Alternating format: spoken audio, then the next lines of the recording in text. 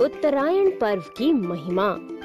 उत्तरायण, जिसे हम मकर संक्रांति के नाम से भी जानते हैं, 6 महीने सूर्य का रथ दक्षिणायन और 6 महीने बीतते हैं तब देवताओं की एक रात होती है, एवं मनुष्यों के 6 महीने बीतते हैं तो देवताओं का एक दिन होता है। उत्तरायण के दिन देवता भी जागते हैं, हम पर सभी देवताओं की कृपा बरसे, इस भाव से भी ये पर्व मनाया जाता है। कहते हैं कि इस दिन यज्ञ में दिए गए द्रव्य को ग्रहण करने के लिए धरती पर देवता स्वयं आते हैं। इसी प्रकाशमय मार्ग से पुण्यात्मा पुरुष शरीर छोड़कर स्वर्गाधिक लोकों में प्रवेश करते हैं, इसलिए ये आलोक का अर्थात प्रकाशित करने वाला अवसर माना गया है। मकर संक्रांति के पर्व को भारत के अलग अलग क्षेत्र में अलग अलग तरह से मनाया जाता है। आंध्र प्रदेश, केरल और कर्नाटक में इसे संक्रांति कहा जाता है और तमिलनाडु में इसे पोंगल पर्व के रूप में मनाया जाता है। पंजाब और हरियाणा में इस समय नई फसल का स्वागत किया जाता है, जिसे लोहड़ी पर्व के नाम से मनाया जाता है। वहीं असम में इस पर्व को बिहू के रूप में बहुत ही उल्लास के साथ मनाया जाता है। हमारे पूज्य गुरुदेव उत्तरायण अर्थात मकर संक्रांति की महिमा बताते हुए कहते हैं, मकर संक्रांति पुण्य अर्जन का दिवस है। ये सारा दिन पुण्यमय है, जो भी करोगे कई गुना पुण्यदायी हो जाएगा। मौन रखना, जप करना, भोजन आदि का संयम रखना और भगवत प्रसाद को पाने का संकल्प करके भगवान को, जैसे भीष्म जी कहते हैं कि हे नाथ, मैं तुम्हारी शरण हूँ, हे अच्युत, हे केशव, हे सर्वेश्वर, मेरी बुद्धि आप में विलय हो। ऐसे ही प्रार्थना करते करते, जप करते करते मन बुद्धि को उस सर्वेश्वर में विलय कर देना। पर्व महिमा। बच्चों, अब आपको पूज्य बापूजी द्वारा बताई गई देवताओं के प्रभात काल उत्तरायण पर्व की महिमा को और ज्यादा विस्तार से बताते हैं।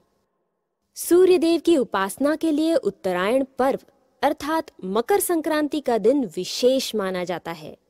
उत्तरायण काल की प्रतीक्षा करते हुए 58 दिन तक महामना भीष्म पितामह शरशैया पर पड़े रहे थे।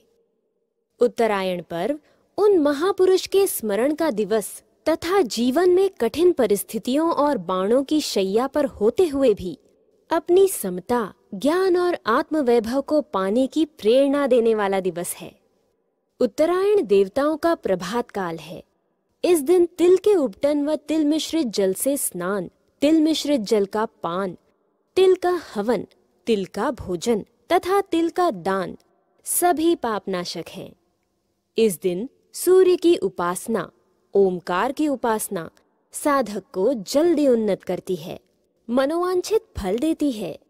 सूर्य देव की उपासना करते समय इस सूर्य गायत्री मंत्र का जप करके तांबे के लोटे से जल चढ़ाना विशेष लाभकारी माना गया है।